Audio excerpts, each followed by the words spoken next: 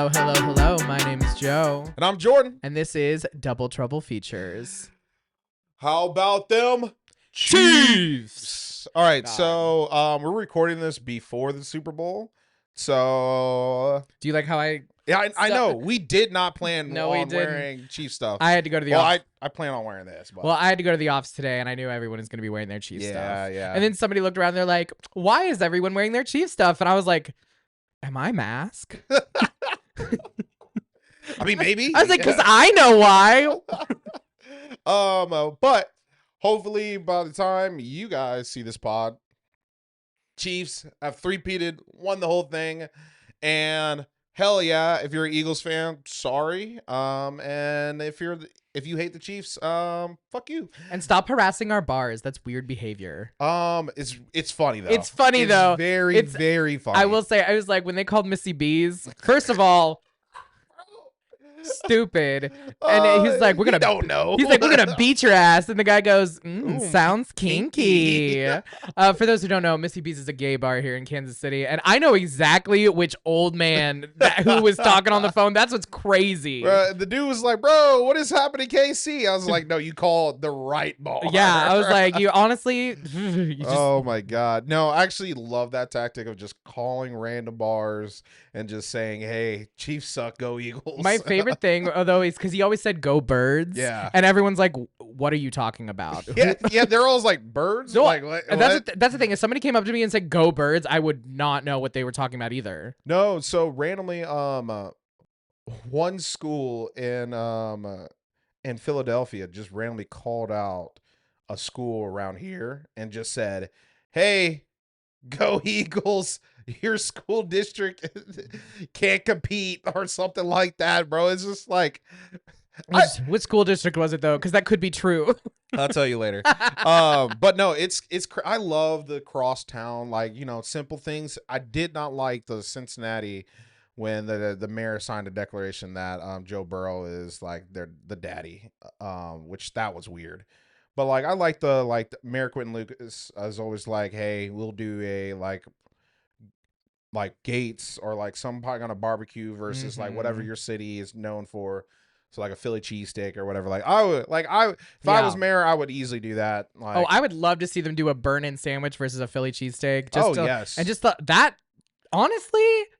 Okay, first of all, there's no way a Philly cheesesteak's beating a burn-in sandwich. I know. There's not. I know, and I need them to know that. I've been to Philly, and I've been to Philly. I had 2 Philly cheesesteaks, and I'm just like, I had multiple Philly cheesesteaks. I love a Philly cheesesteak, and I get it with the peppers and the onions and the cheese whiz. Cheese whiz. I don't want. But it didn't blow my mind or anything. No, I mean it's a good sandwich. Yeah, but like, yeah, no. I don't know. Philadelphia left me leaving underwhelmed on many accounts. And then when I was in Philadelphia, my car got stolen here. So that was that weekend. So Philadelphia is cursed for me. Why did we go to Philadelphia? Oh yeah, I saw Drake. That's what I saw Drake in 21. So yeah. Speaking of Drake, the halftime Super Bowl, we'll definitely talk about that on the next pod. Because K-Dot is performing. Cannot wait for that. So I'm super excited. K-Dot and SZA going to their concert when they come to St. Louis. So cannot wait. But enough about Super Bowl stuff. Let's talk about some shows and movies that we've watched. For all you lovebirds out there, it's about that time. Joe, my single friend, it's Valentine's Day, Love is in the air. You do anything special for Valentine's Day? No. I do what I do almost every year, which is go out, buy a steak and a bunch of shrimp, and then get high and eat it alone. Hell That's great. Yes. No, hell that's yes. That's what I do. No, I've been out here. I've been dating. I had a date last night. Ooh, go well? It was good. It was good. Very first date vibes, like feeling each other out. What's the perfect first date? If I knew, I would tell you. I don't. Honestly, it kind of depends on the person. Because, like, I always feel like I have hard rules. No movies on first dates because we're not children. And you can't talk at all. And then no coffee dates on first dates. I'll go grab drinks. Never but been like, on a coffee date. But like, a coffee date as a first date is just so impersonal, and like it's something that you do to like catch up with a professor. You know what I mean? Yeah, Like but the thing is, I've heard a lot of people like coffee dates as a first date. I've heard this. I'm not one of them. Yeah. That's like No. it's just like it's so impersonal to me. Like I go do it to like catch up with a friend, or I mean I don't really like. I don't know, like we went to a coffee shop not too long ago, and like, would you consider that a romantic No, setting? not at all. Exactly. No. So like you're really like shooting yourself in the foot with like you have to like create moments of interest. So like we went to we just went to dinner, but we went to a restaurant that like I went to that I loved as a kid, and then he also like he moved to Kansas City and he liked it a lot, and so we like kind of bonded over that, and so that's why we went to that restaurant. Okay. So like there was like that kind of thing. So you could have conversation like, oh, what do you usually get here? Blah blah blah blah blah. I really like this, and you can like kind of start flowing that. When you're at a coffee shop, you're like, did you get the cortado? No, because then you talk about your feelings and how you think and what's your trauma with each other on the first date. No. Don't ever do that. Also, because I have been on first dates where they've just Oh my trauma God. dumped on me, and I'm like, did you find this romantic? Like, I'm just, and maybe, No. and maybe that's the thing. Maybe it's my fault for wanting any kind of romance. Yeah, no. So that's why I think you should Give go up. on. No, not give up. You should go on some of these dating shows. I am not until they have like a bear dating show. We're kind of I'm fucked. kind of shocked that. I mean, okay, I'm not shocked that they haven't had it, but I'm like, you would think that would be in the progression. You know? I mean, but they like. I mean, do we want to get into it? Like, they don't even have very many queer dating shows in general. No, they don't. So let's talk about. So it's Valentine's. Kind of love is in the air. Let's talk about some of our favorite dating shows. But before we do that, let's talk about our least favorite dating show. You want to go first? Yes. I wouldn't know. I don't know if this is my least favorite, but it is the worst dating show. There we go. It is the worst dating show ever for this reason. It's called Megan Wants a Millionaire. It was part of the VH1 run back in the early aughts. Miss those days. So what it was, you know, Bret Michaels' Rock of Love, if you're familiar with that. Fantastic television. If you've never seen it, go back and watch it. Chef's kiss. But one of the girls from that show had her own offshoot, and she wanted a millionaire. She's like, I need money. I need a man with money. So everyone who came on the show had to be like a certified millionaire. And during the show, part of the challenges were buying the best gifts for Megan, and like each one had and each like there were like tiers of stuff that she had already chosen, and you basically had to like prove that like you liked her by like this is not a show now. Buying it. So why am I not on it? So I'll tell you why in a second. But there was like a trust fund baby on there who didn't have any money because he didn't have access to his trust fund yet.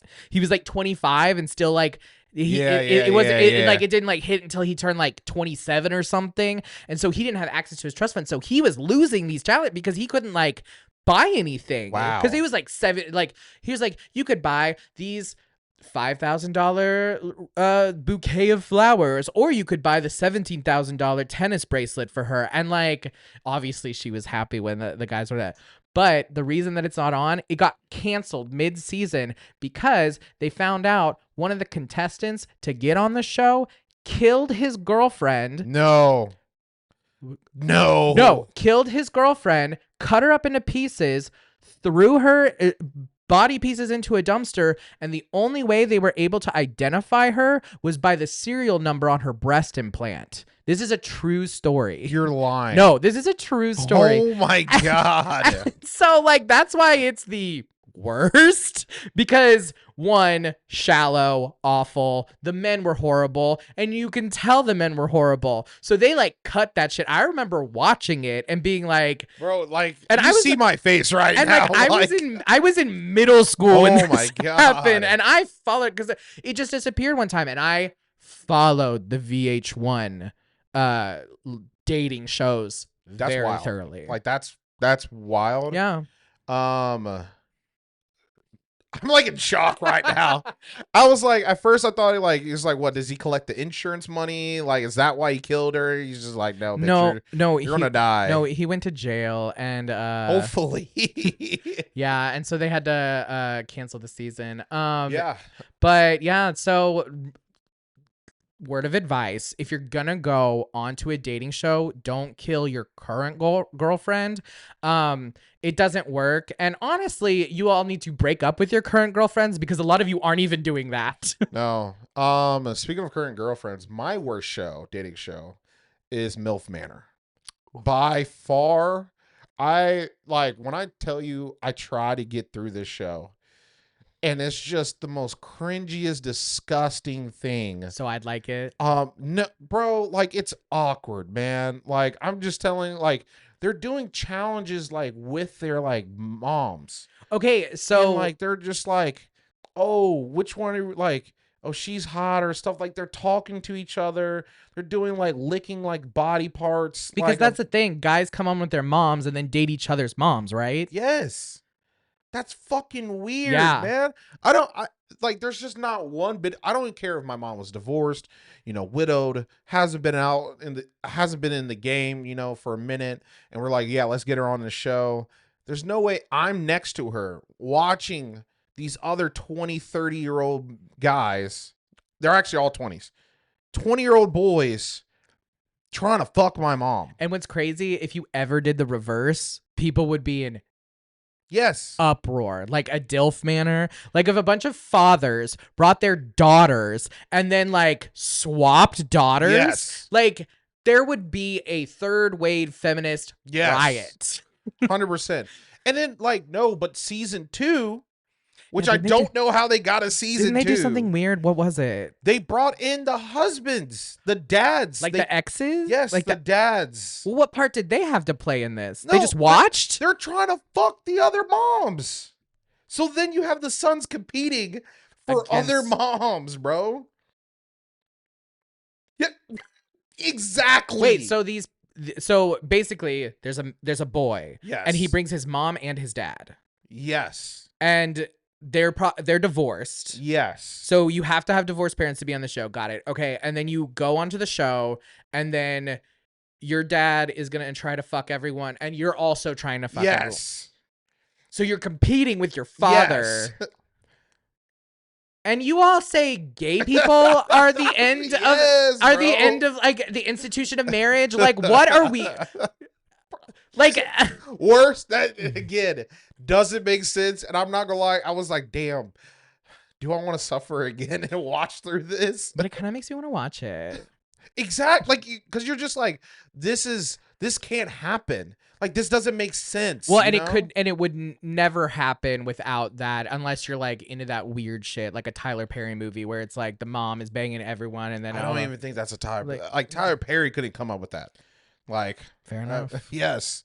But now let's kind of go into a couple good shows. Good is subjectable, like what is your favorite dating show? Ooh, that's hard because I mean, here's the thing. Some of my favorite dating shows only lasted for like a little bit. The one that's going to stick in my mind that's always going to like, honestly, this is probably what turned me gay. If anything, it's I Love New York, which again, I've heard of it. Offshoot of Flavor of Love with Flava Flav. That was actually going to be one of mine. Tiffany. So my favorite is an offshoot of that. Tiffany, HBIC, Pollard, New York. Because, back then, everyone got nicknames on their VH1 show. Yeah. Like, everyone got their thing. But that's why I liked hers the most, because she took that concept and was like, but I'm going to make it mine. And the men on this show are the most egregious, awful men. Like, Chance, Cash, fucking 8-Pack. Ugh, I loved 8-Pack. Did he have an 8-Pack? He did. I didn't say that's all he had. I didn't say they were creative names. But I mean, he stuck around for a while. But no, it was just like really weird. And then she would just put these guys through the ringer. And then she would bring in her mom, Sister Patterson. Yeah. And Sister Patterson, she would berate these men Yep. and call them honestly, the worthless piece of trash. And now looking back at it with like hindsight's 2020, Sister Patterson was right. Well, duh. They were all moms get it. They were all Black. scrubs. Okay, hold on. Black moms get it. Very much so. Black. Okay, wait. Actually, hold on. Black moms who are in good relationships get it. Well, usually it's the auntie that don't get it. Yeah. Yeah. I'm not gonna comment on. None of my aunties. Okay. Any aunties that are listening to this? None of my aunties. You guys are all good. Love you.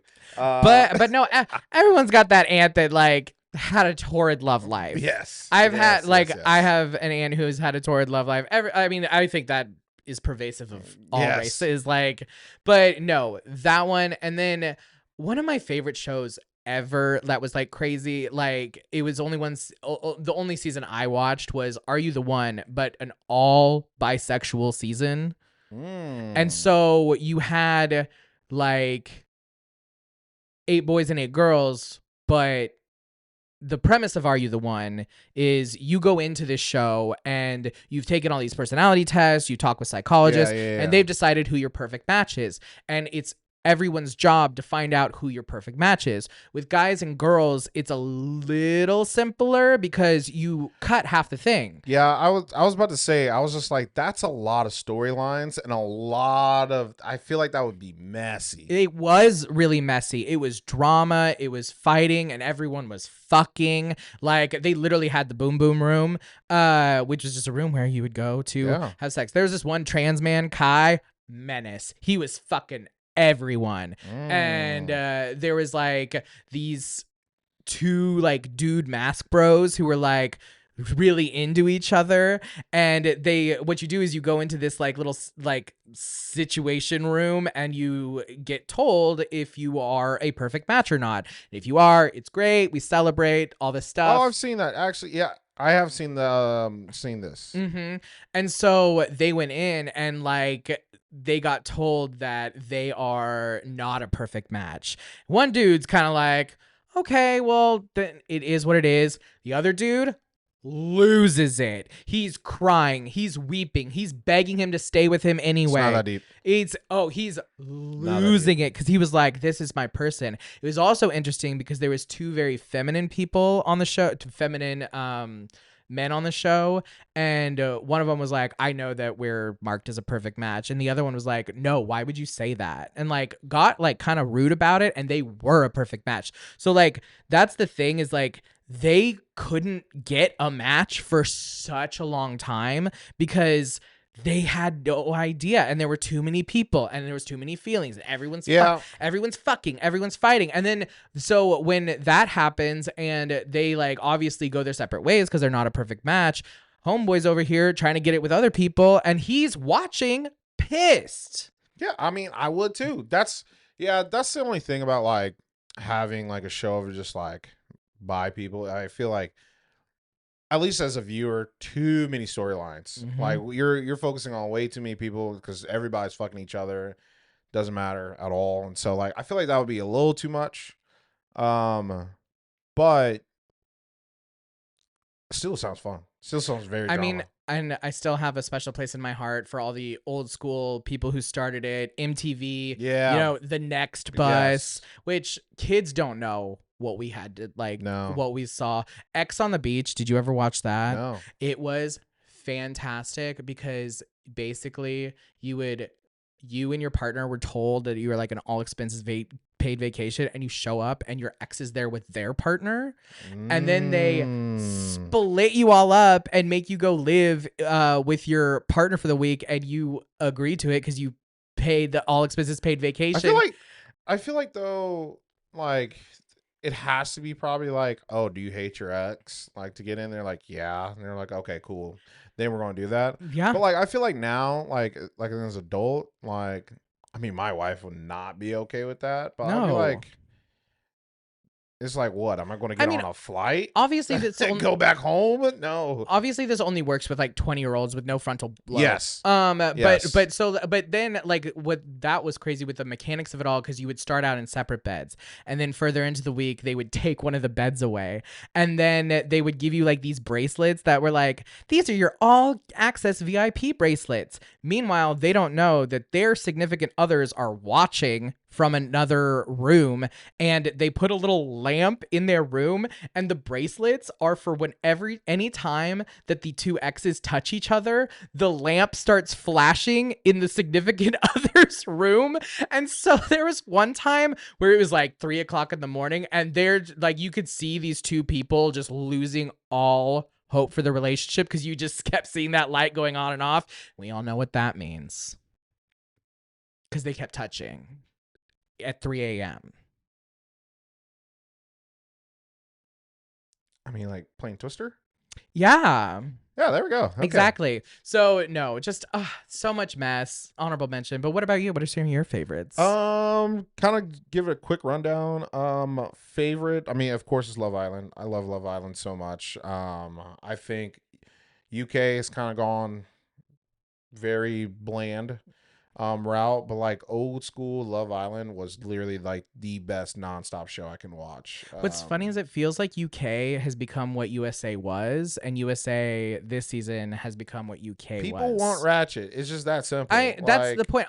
No one, if we want to look at Instagram models looking hot, we have Instagram. Exactly.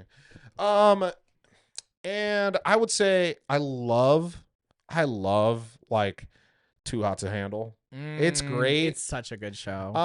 But I do think like these past like couple seasons is kind of like it loses that pizzazz, you know, of like, oh, we've got these people back on. Oh, now we're like adding this, but it's just like we kind of understand the whole point and premise, and let's be honest, people just don't give a shit. Like that's like that first season and like second season, it still was like hitting me of like, oh no, we're willing to lose money over just fucking. Well, and that's the thing. It feels like they're picking people specifically who would do that. Yeah, 100%. And you're just like, Francesca was a menace. Francesca, baddie. I was gonna bring up Francesca. Baddie. Well, it's not her fault. She's hot. Bro, I'm not gonna lie. It would be hard.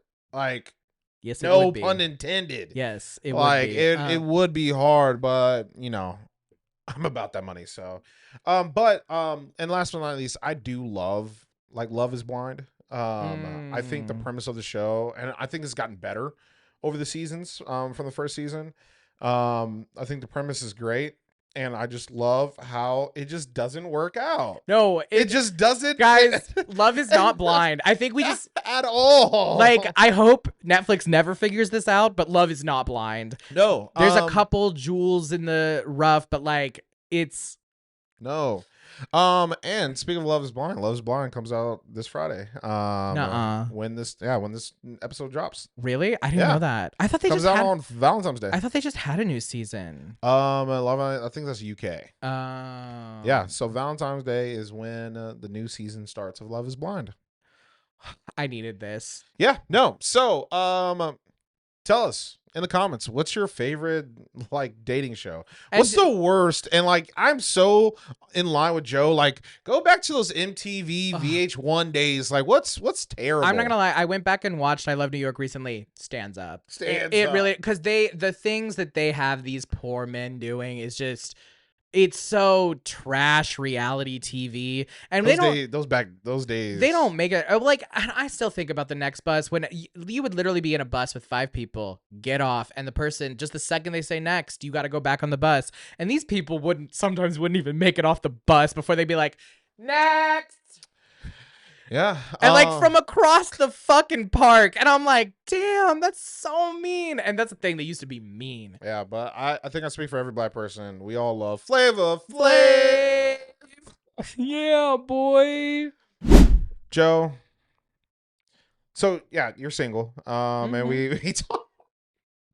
Not trying to rub it in your face or anything like that. I'm trying to get it rubbed in my face. So I have a question. Would you buy a sex robot? No. It's a robot that has all the feelings and looks exactly to your making.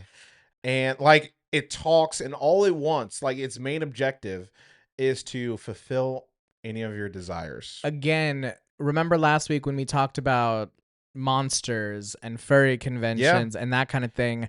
But it's not a furry. But it's not real. And I need that tacit real. Oh, it feels like a real dick. I don't care what it feels like. I don't even own a dildo, Jordan. It feels like saliva. But I don't even like, that's what I'm saying is like I don't it's not about what it feels like. I can make myself feel any kind of way without tools. Yeah, but it's like the AI companionship, you know? Like it talks, it understands. Why are you trying to talk me into a sex robot? I'm just saying, man.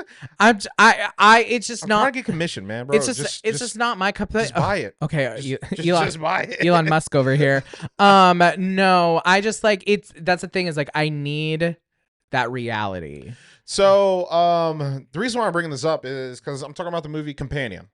The premise of Companion is this man. Oh my god, I forgot his name. He's from The Boys. Huey. From The Boys. Quaid. Jack Quaid. Yeah, Jack Quaid. Is he Dennis Quaid's son? Yeah. Oh. Or he's one of the Quaid sons because there's Randy Quaid too. Yeah. But anyway. So I think it's as he looks like he has no life or anything like that. So basically, like the movie starts with him talking to his girlfriend, and you can tell like she kind of has like a little tick here and there. But they go into this cabin in the woods, where this girl is fucking this rich Russian dude. And my dream. This other gay couple.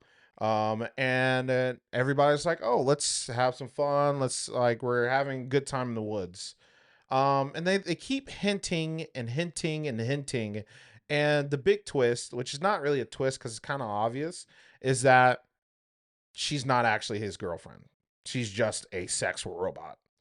And the way they do a flashback of when he bought it is crazy. So like they didn't know. Like the friends didn't know? No, the friends know. Oh, so they're all just hanging out with the sex robot. Yes. And they have to like pretend like she's a real person. Yeah. So that's where kind of some of the tiff comes because like one of the girls, the girl that's there, she's just like are the robots like, hey, I can tell you kind of don't like me.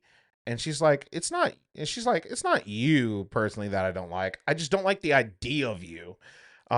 Which is fair by all means. Yeah, like, and you're a robot, so that shouldn't make you feel any kind of which way. But the robot doesn't know that she's a robot. Oh god. That's where we get into this kind of whole thing. It's like, so the gay couple, one guy is a real person, the other guy is a robot. So, but they don't know that they're actual robots. They're programmed where they think they're people. Wait, oh, that's highly immoral. Like that's just like systematically immoral. Yes. And so like you can control them through your phone and stuff like that. And, like they have on, off buttons, whatever like that. But like what happens is you just turn them on and they scan your face and then you can choose a memory of like how you met. And so like just straight up they believe all these things that they saw and everything like that. It's like, oh my god, I remember like the first time that we met, like we bumped into each other at the grocery store and then you tried to like pick up an orange and then all the oranges fell and then like I tried to help you and pick up and then we like got up and looked each other in the eyes and that's when I knew I found my person. All fucking made up. All fucking made up. I just no, like this sounds like a nightmare, and it sounds like, but that's partially like there's just so many ethical issues with this that it's like it's not even funny because like it's one thing to have a sex robot, it's another thing to have a sentient sex robot, it's another thing to have a sentient sex robot that doesn't know it's a sex robot. Like that is so it's not, how is that not? It's not sentient. Because there's still a lot of controls, parameters, and things like that. But here's where it turns. But it can still act like a human and present as a human. Yes. It does, but it doesn't make any thoughts for itself. See, this is where it's. How is that not sentience? So actually, the big twist, or it's not the big twist, but the inciting incident, yeah, the incident happens where I'm not going to explode like what actually happens. Good, because I want to see it. But basically, what happens is they're like, okay, we have to like turn off the robot. And then he's like, okay, let me just talk to the robot and like tell her like I owe her this. And then tells her that, hey, you're a fucking robot. And she's like, what? No, I'm not. Oh, no, this is all programming. And she's like, no, I'm not. No, I'm not. And then she tries to escape. And so then the rest of the movie, it's like trying to find her, but I think the best part about this movie, and it stars Sophie Thatcher. She plays Iris, which is the robot. Sophie plays an amazing role. She's great at playing like the AI kind of fidgety, but then like kind of like turns into like this actual like being. Loved it. Yeah, Jack Quaid is his name. Yep. He plays Josh. I think he actually does a great job in the movie. Harvey Gillian, my favorite character by far. Like easily. He's the gay man that's in the movie. Yes. Love so him. It's funny because like I actually know someone who like dated him for a hot sec. Really? Yeah. And so it's like really weird because like honestly at this point it's like I'm one flight away from being Eskimo sisters with him. God. Like I'm not kidding. One flight. And no, I believe it. But I just think this movie kind of talks about, you know, some of the AI problems, some of the like robot ethical kind of problems, but also like the same thing of like, you know, how men can be controlling over like, you know, a woman's body and a woman's like person. And like, is that okay or not? I mean, not. But like how like some men react to and want from a woman, like what do they really want? And then also kind of like in Eli's relationship with his robot Patrick, kind of just like what is true love? What does that mean? And like I don't know. It's a great movie. Like, to be honest. Yeah. What'd you rate it? I would give it a solid. Like 6.5. No, I watch it again. I'll give it a solid 7. Yeah, didn't do anything to push. Like, didn't do anything to push the boundaries or anything. I wouldn't say it's a great movie. I might get like 7.5 to be honest. Just because like we're in the AI kind of time. Yeah, so it's really a good movie. But I highly recommend it. It's a quick movie too, like hour 45. It kind of sounds like if Ex Machina was a comedy. Yes. It is funny. By the way, it is funny. It's funny, a thriller at some point. So I highly rate it, and I think I might put it to the 8. Because now I'm thinking about all the comedy bits. Wow, you just talked yourself into it. No, it's actually really funny too. I give it a solid 8. It's a great movie. I think you would definitely enjoy it. I really want to see it. I just yeah. But I just haven't yet. But right now it's in theaters. So yeah, I say go see Companion. So you're married? Yeah, I am. To check the tattoo ring. Yeah, the tattoo ring. So yeah, no. How was your wedding? Did you enjoy it? My wedding is actually the best day of my life. I'm not gonna lie. That day we saw turtles and stuff like that. Like we went across. Guys, recommend.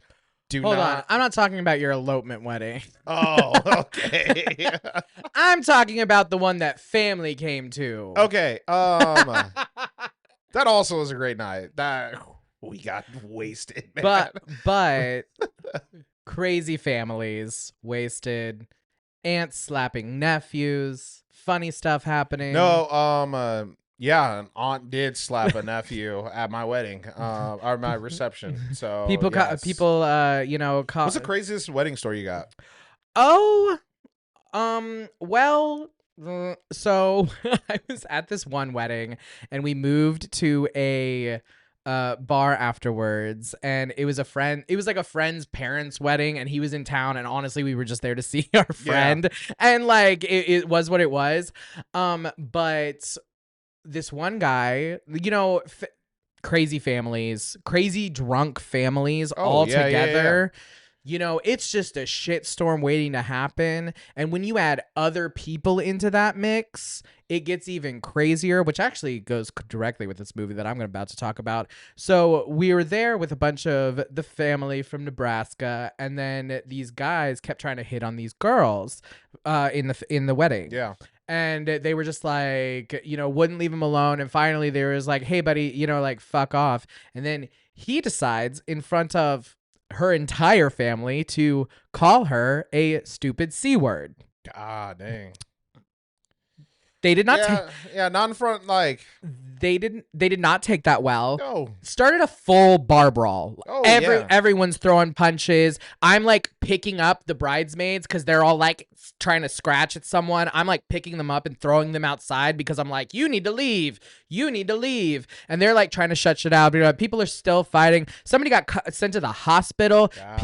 We go outside and we're like walking to the hotel, and these motherfuckers called their friends and they show up with guns. Hell yeah. And this is Missouri. Yeah. So this was literally like 2 years ago, right? Yeah. It was only a couple years ago. And so like we're all doing that and we're like, hey, and then they like, then the family's trying to like go after the people with guns, and our friend was like, get the fuck inside. We just had somebody die in our family. You want to do it again? They're like, we're not armed. What are you doing? So yeah, that's my craziest wedding. Didn't this happen like a month or two before mine?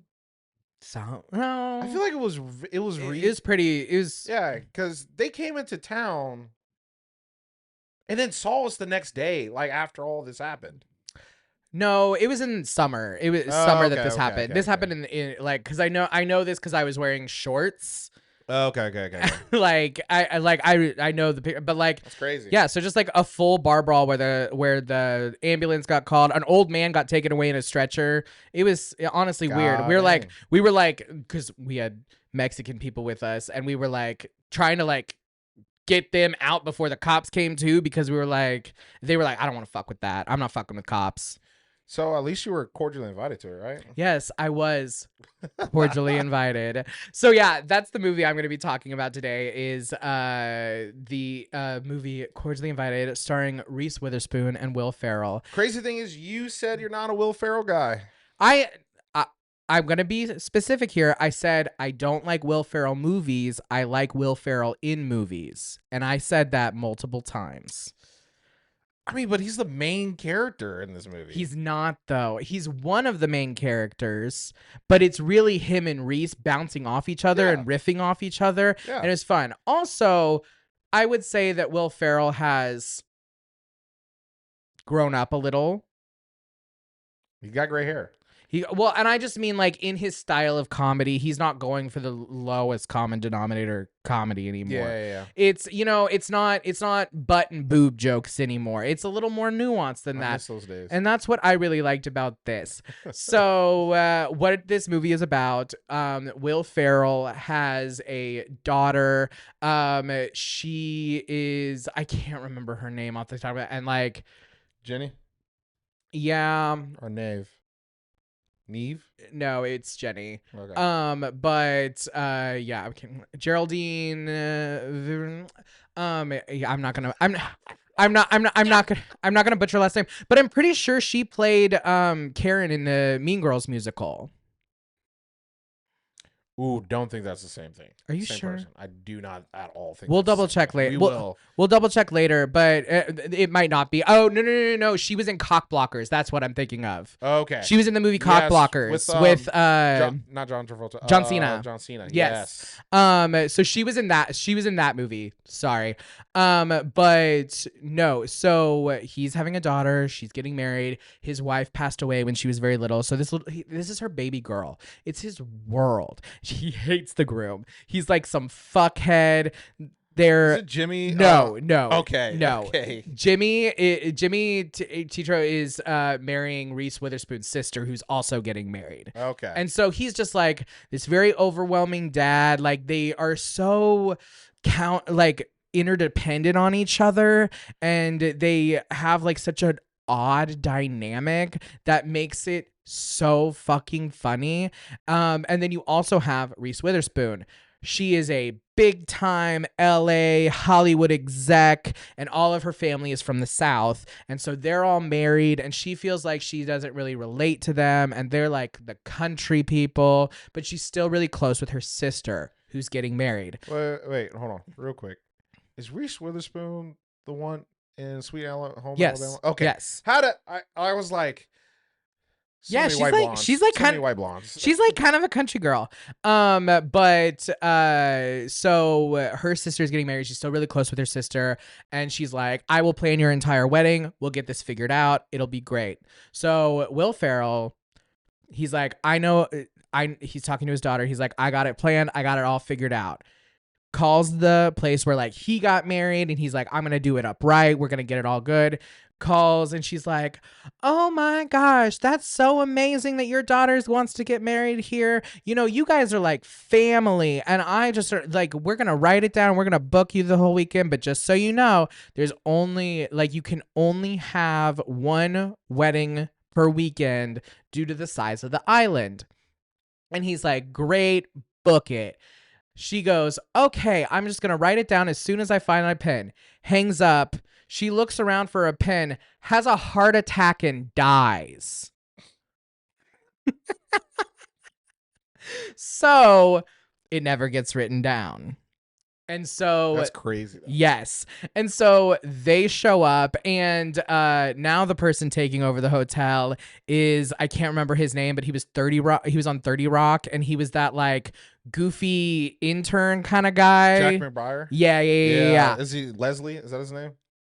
Yes. Yeah. In the movie, yes. So he's hilarious, and it's beautiful. So the family shows up, and you can see them kind of looking at each other, because you can tell these are two very different families and people showing up, because hers is her bridesmaids full of, it is the most quintessential like annoying bridesmaid behavior you've ever seen in your life, and it's so fucking funny because they're like, "Let's do shit, let's get crazy, let's do that." And then the dad comes up and they're like, "You need to get out of here, we have this hand," blah, blah, blah. And it's like, that's how they talk, and I'm like, I know all of these girls. I know every single one of them.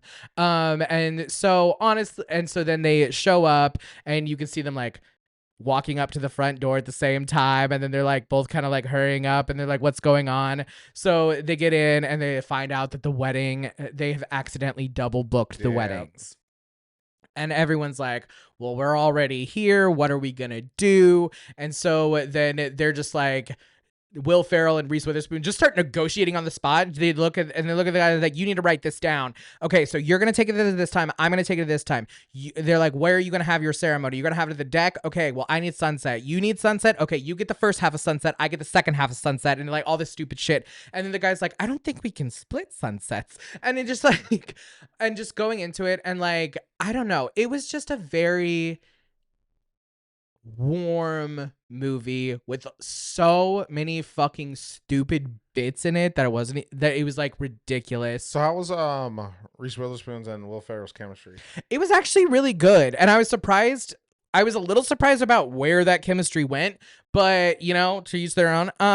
But they really did riff off of each other a lot. Yeah, because like Reese Witherspoon's not like a comedic kind of person. No, but she's funny, and like I can see her doing, you know, a couple of funny here and there, but like Will Ferrell's a different level of funny, and like for them to be like, you know, the co-stars of this movie and to be riffing off of each other like that, like I'm just like seeing, is she up to the test? Well, and that's the thing. I was expecting it to be clunky, and it really didn't feel clunky to me, because she kind of just like leaned into it. It was all like comedy. She went there for the bit. She was like, she was, you know, the drunk bridesmaid telling the story or whatever. At one point, Will Ferrell and his daughter sing the most inappropriate song a father and daughter could sing.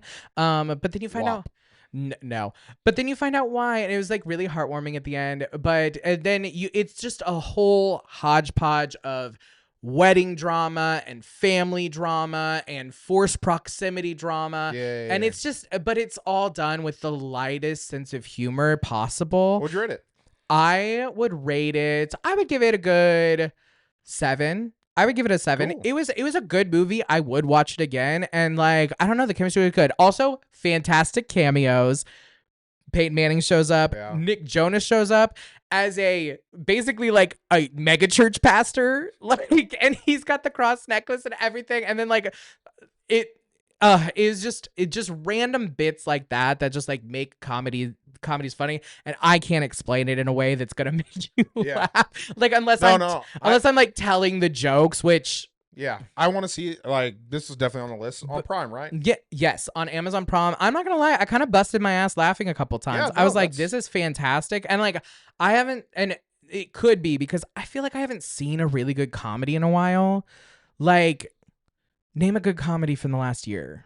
Bro, putting me on the spot. But I mean, I couldn't either. Like, but I could tell you a great horror movie, a great war movie, a great sci-fi movie. But like the one on Netflix with the boys, I really enjoyed. The one on Netflix. Bro, I don't remember. Obviously, it was that memorable, but that's what I'm saying. I haven't really like chuckled like that in a while, and it was really nice and refreshing. Ooh. So if you want to chuckle, you want a little love, you want a little family drama, check it out. Invited. You're cordially invited on Amazon Prime. So we are in our next review. We're going to talk about only one movie next week, and that is Captain America. Oh, yes. So cannot wait for that. And then we're also going to talk to you about our favorite. We're going to rank all the Marvel movies next week. Next week? Next week, girl. I don't know if I have time. We're gonna have to do this on a Saturday or something. But speaking of Marvel, a new show came out, and it is Your Friendly Neighborhood Spider-Man. It's enjoyable.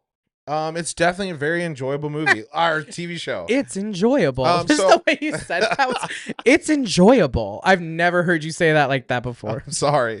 First of all, I love Spider-Man. And growing up, I used to watch every single Spider-Man show. The Amazing Spider-Man, Ultimate Spider-Man. Like, I loved Spider-Man growing up. Hulk is my favorite superhero. But Spider-Man is easily number 2. I feel like everybody likes Spider-Man. Like, who doesn't? I mean, like everyone Spider-Man? at least likes Spider-Man. You know what I mean? Like, yeah. I mean, what do you not like about Spider-Man? Yeah, there's plenty to not like about a lot of other things. But Hulk is your favorite? Hulk's my favorite. That's wild. 100%. Yeah. Interesting. But like, if you think about, like, you know, Frankenstein's my favorite monster. Like, it's all the. Oh, you really project. Yeah, 100%. Because like mine's like Scarlet Witch.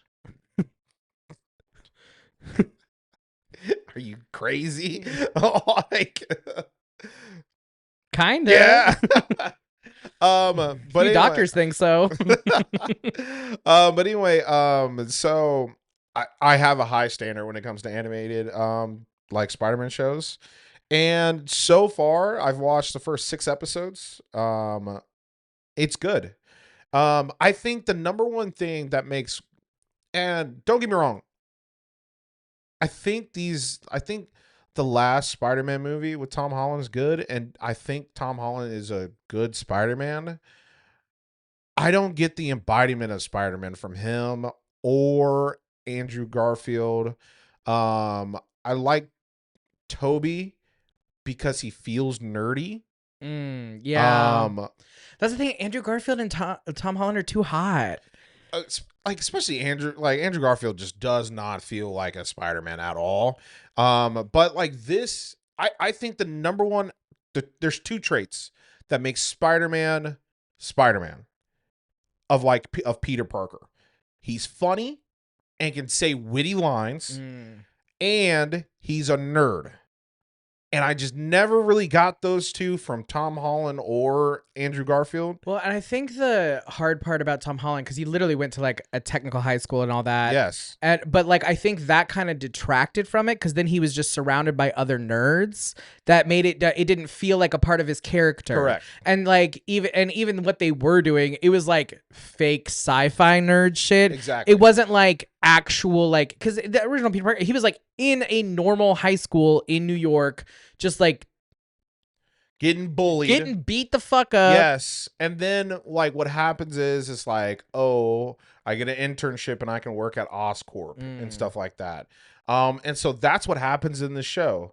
But literally first scene, Peter's normal and he got accepted into this super technical school where he's like a freshman and like he's like literally one of the smartest people like in the area.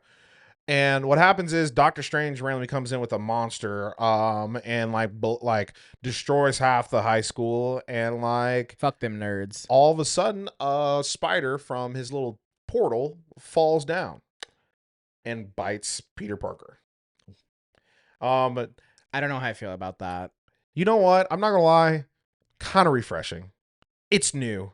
It is completely out of this world new. But I guess that's my like push, is like, did we need another Spider-Man origin story? When I tell you that scene's only like 3 to 5 minutes, like that's it. Okay. We don't get the whole like how he became, like we don't get the whole like, oh, he's discovering his powers and stuff like that. Good.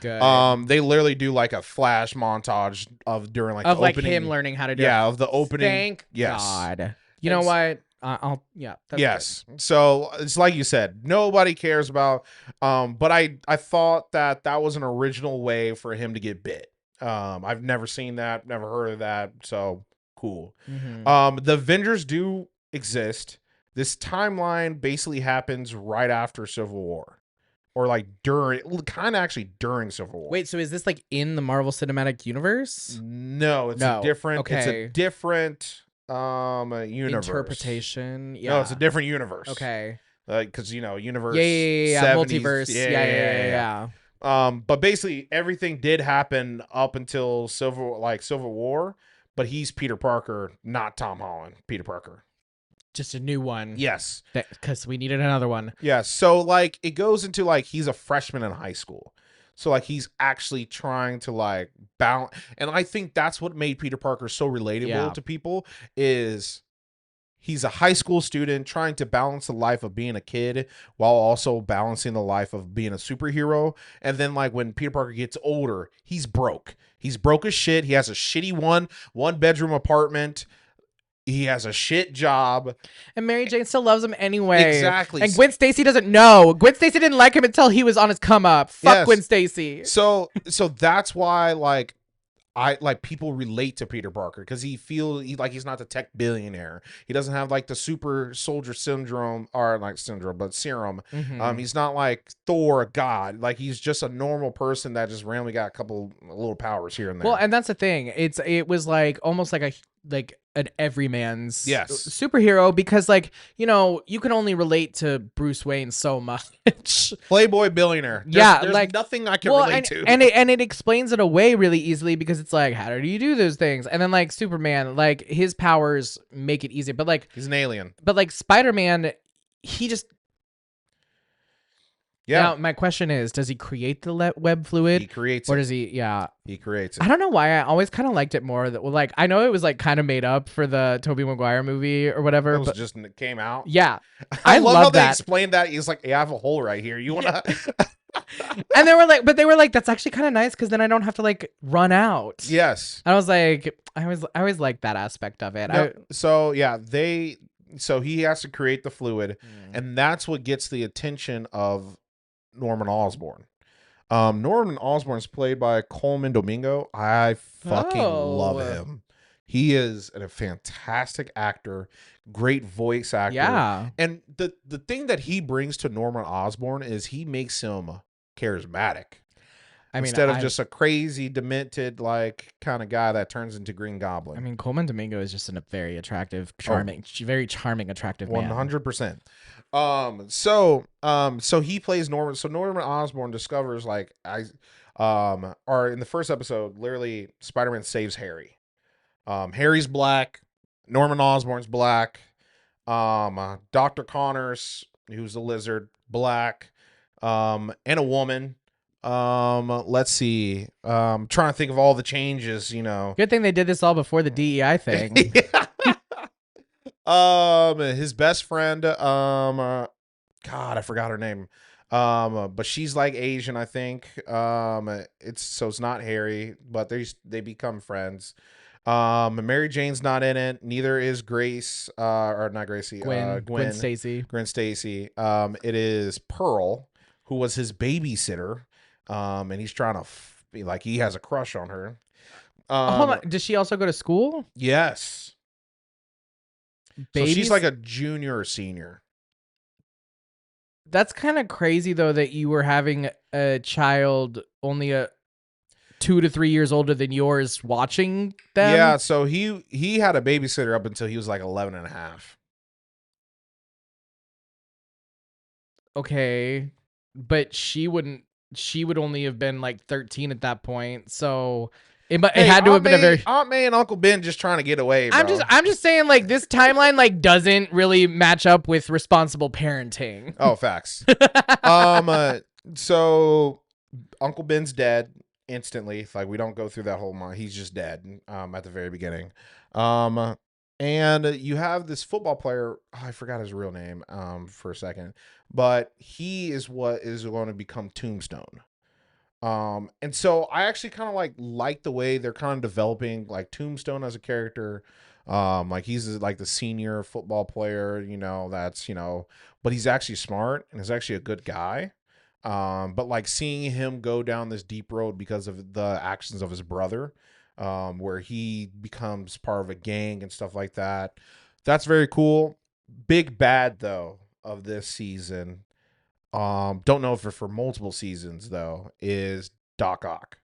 Good. That's and what it should it looks like comic book accurate Doc Ock. Okay. And basically what he's doing is he's making all these different machines, and giving to these random people, that are paying him, and they call them enhancements. And he's using those that enhancement money to build, you know, his fucking tentacles. And then so there's action, there's decent action. It's very funny, actually, pretty witty. The animation style is like comic book 3D. Like it looks like it's vibrant, looks like it should be in a comic. It's 3D. The voice acting decent. Again, Coleman Domingo kills it, but like everybody else is kind of like, it's okay. But so Norman Osborn, he's not changed yet. No. Okay. No. He is regular Norman Osborn that's trying to compete with Stark. Like he's but I want to actually like help because that's what Osborn actually does. Like in multiple universes, he's not the crazy one. Like he's actually trying to like help his community build up, do all these different things. Certain circumstances turn him crazy. Like in the Marvel video games. Have you played those? The Spider-Man video games? Oh yeah. Yeah, like Harry getting taken over by Venom, and the symbiote, and then having to sacrifice him at the end turns him into the Green Goblin and stuff like that. And so it's a great show. So far I would give this a solid, I give it a 7. I give it a solid 7. I can see where it's kind of going. The progression wise, I actually think Tombstone's character is actually a more interesting character than actual Peter Parker. But again, I love a good, funny, smart, poor Peter. That's what Peter Parker is. He is those 3 things. So what's this on? It's on Disney Plus. Oh, okay. Yeah. Well, that makes sense. Yeah. Marvel. Yeah. So go watch it. Joe, if you had oil money, what are you doing, man? That's a great question. Are you living in Texas with that oil money, or you moved somewhere else? I feel like I would move somewhere else. But in all reality, if like I came from oil money, I'd be like that annoying blue-haired liberal in the corner that's like, we're destroying the world. And that's true. But then still But then I'd still I'm not gonna like stop taking the money. Like, no, God. Stand on business, man. Yeah, no, I still want my trust fund. Like, who the fuck do you think I am? I'm gonna turn around. But like, how do we pay for the trust fund though? I didn't think that far. Okay, first I just want to address the hair flipping that you do. You do that so often, and you don't have the hair for it. It's just like I don't know. Oh my God! One day you'll have hair. Well, I mean, what's the longest you ever grown out your hair? Down to my shoulders. Really? But it was just what I have now that went all the way down to my shoulders. You should do it again. No. You should do it again. No, because then I just always put it in a bun, and man buns are so out.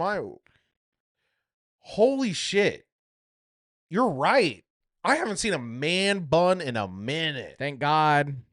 It was the thing. It was hot for like solid 5 years. Look, it was in 2016, 2017. Yes. It was like the hot thing, and I like had one before COVID. Man bun was everything. Yeah, and then we all grew up, and then I just feel like COVID, just everybody grew their hair out. Well, it was just like, no, what replaced it was a fucking mullet. See, because everyone grew it out and then just turned it into a mullet. And doesn't that make you sad? White people, I'm stop. Sorry. I hate mullets. I'm sorry, white people. Not one of you look good with a mullet. Like, I don't understand. I really don't. But speaking of mullets, Texas. So I have, I've been studying the other side of the aisle via Taylor Sheridan shows recently. I'm so done with and it's been a fascinating watch, because it actually does like kind of give you a little glimpse into like the thoughts and processes there of like what's going on. So what this show is about, you have Billy Bob Thornton, and hell yeah, brother. And his entire job, he works for a kind of smaller oil company in Texas.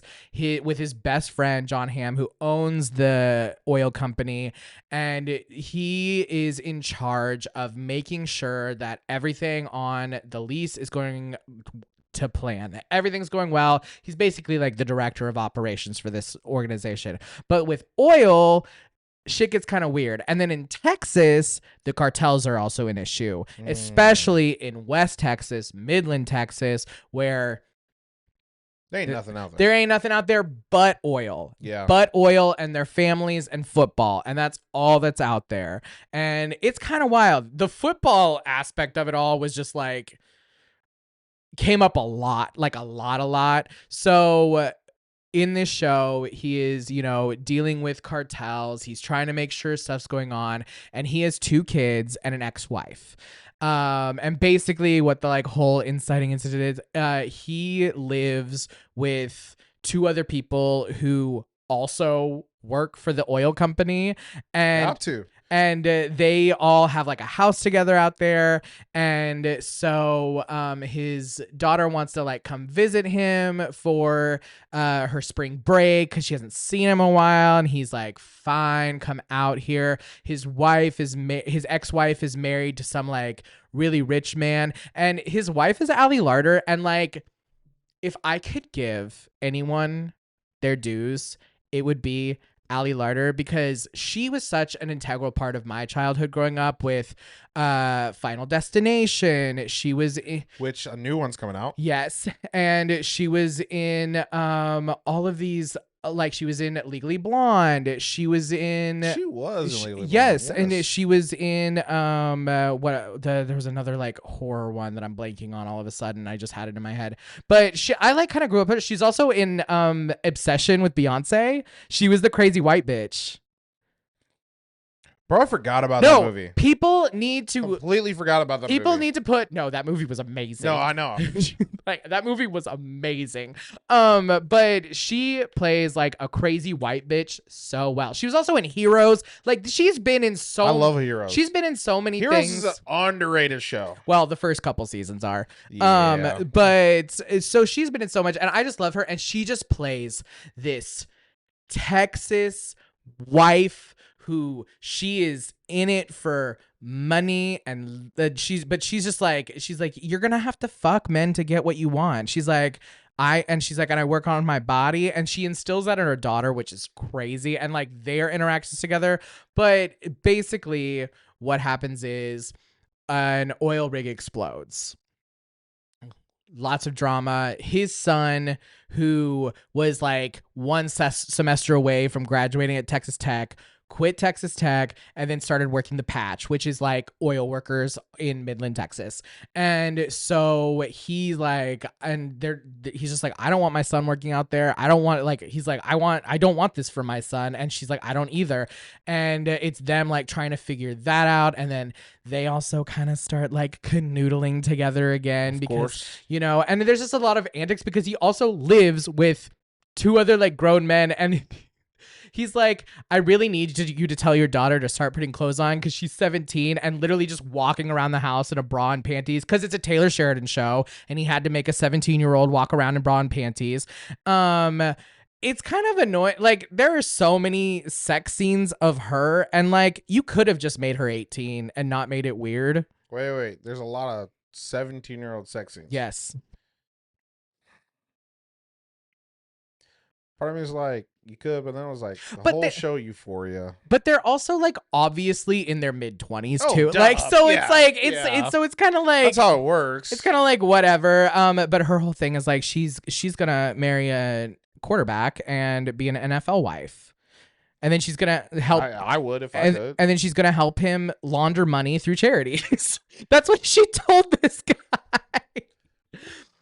That went so far right, but okay. Yes. And she's like, that's what a NFL wife does. A wife. But no, this show just basically goes through like hardships of working on the patch, land, oil, that kind of thing. Talking about mineral rights versus leases, because like you can own the land, but you might not have the mineral rights, which is everything under the land. Yeah, fucks your head up a little bit, doesn't it? And so back a long time ago, a bunch of businessmen screwed a bunch of farmers out of their fucking mineral rights because no one knew what a mineral right was back then. And it's this whole thing, and oil companies still be doing that.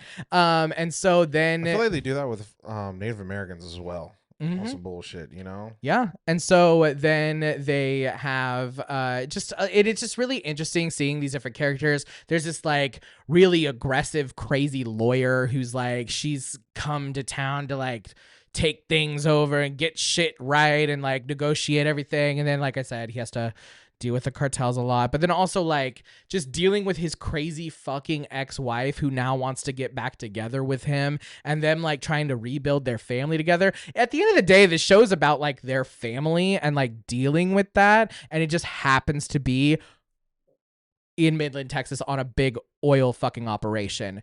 And I don't know, it just was very interesting seeing that like I just hadn't seen anything like it before. It was very well done, very well written, very character driven. Like when I said it's in the Yellowstone universe, right?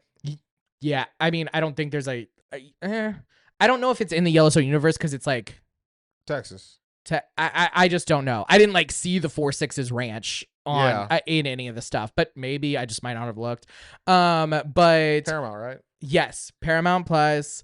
But yeah, there's like just a lot of like good drama. So if that's what you're looking for, like good story-driven characters, it does get it a little heavy-handed on the whole like oil is the only thing we can do, and anything natural is or anything green is just like what if we stop this, the world would fall apart tomorrow. When we built the entire world around oil, and that's not our fault, so who cares? And I was like, I mean, sure, fine, but like, it is a little bit into that, but like, it's interesting hearing it from a different perspective. That honestly was kind of like, it did sound well educated in that sense, like. And I'm not like being like, now I'm pro oil, pro big oil, frack them bitches. I can see you. I But can see you being that. you see, I mean, I've said it. I look the part. I'd sell out. Yeah. Like, I'm not, I do have a number. I do have a price. If you want to know what it is, DM me. But So what'd you rate it? I'd give it a good like 7. I don't think it was as good as Yellowstone, but it had a lot of fun. It was just, I don't know, it was good. It was like 8 episodes, about an hour long each. Just, but I did keep wanting to go back and watch the next episode. Like, I kept wanting to go back to it, and that's why I was like, They're gonna be season 2? 7. I think so, but they just came out with that first season. Okay. So yeah, check it out if you want to see what big oil is up to these days. And before we get off on the show, wanted to give a shout out to AMC. To those people who live on the coast, that's what sucks you get. to suck. Saw your AMC prices go up like a couple dollars here and there. But we got an email today, and our AMC prices stay the exact same. It went up 5 cents. It went from 1995 to 1999. Oh, I didn't know it was 95. Yeah, I had to I kept like looking. I was like, what am I missing here? You pay taxes on it, right? Though. Yeah, so it ends up being like $23, something like that. But yeah, and we get a new extra movie a week because I was not going 3 times a week. Should we start doing that? I would go. I mean, not every week, but I would go like at least sometimes 2 movies, but never 3. Never 3. Never 3. Never 4. No. I'm never desperate to go see 4 movies in a week. Who's seeing 4 movies? You'd have to either do like 2 double features or like 1 a day. 4 movies is wild. And that's like every other day. There's just not enough movies out there for me to be like, yeah, I need to see 4 movies. Jordan, I hate to tell you this. Some people do go back and watch movies again in theaters. I'm not that person. I mean, I was that first person for Avatar. Well, yeah. Oh, yeah, that's fair. I mean, if it's something like new and exciting, like I went and saw Titanic when they put it back in theaters. I saw Mario. The last movie I saw multiple times was Mario Bros. I saw it first with my wife. Then I took my cousins, or not my cousins, my nephews. I think the last one I saw was Frozen because everyone wanted to go see Frozen all the time. Let it go. Let it blow. Yeah, shocked. Nobody was like, "Hey, you want to go see Wicked again?" I'm fine to have it come out on streaming. I want to like be really stoned in bed watching Wicked and singing. Yeah, okay. But shout out AMC. We respect you. Thanks for keeping our prices the same. But I'm so okay to not see Nicole Kidman. I'm so okay. Wrong. I'm so okay. He's so alone in this because. Me and his wife literally recite it together while it's happening. So I'm not alone because there's a congressman from, I think, Connecticut, where he wants to make a law where movie theaters have to tell you the exact time the actual movie is going to start. And I think it's because he saw Nicole Kidman way too much. He got there at 6. The movie ain't starting until like 6:25, and he was like, "God damn it!" But Connecticut, does anyone actually live in Connecticut? A lot of people. I feel like Connecticut is just where all the New Yorkers have their houses to pay less taxes. I mean, that's all I know about Connecticut and Stepford Wives, but that's not real. But let's be honest. What does anybody know about Kansas City besides cheese? Barbecue. See, there's 2 things. So, make sure that you guys like and subscribe to our podcast. Tell us again any movies you guys are interested in us watching or TV shows. And of course, we're on YouTube, we're on Spotify, Apple Music, anywhere where you get your podcast. Please hit that like, subscribe button. Catch us every week. And that's the end of our show. I'm Jordan. And I'm Joe. And this is Double Trouble Features. Yeah.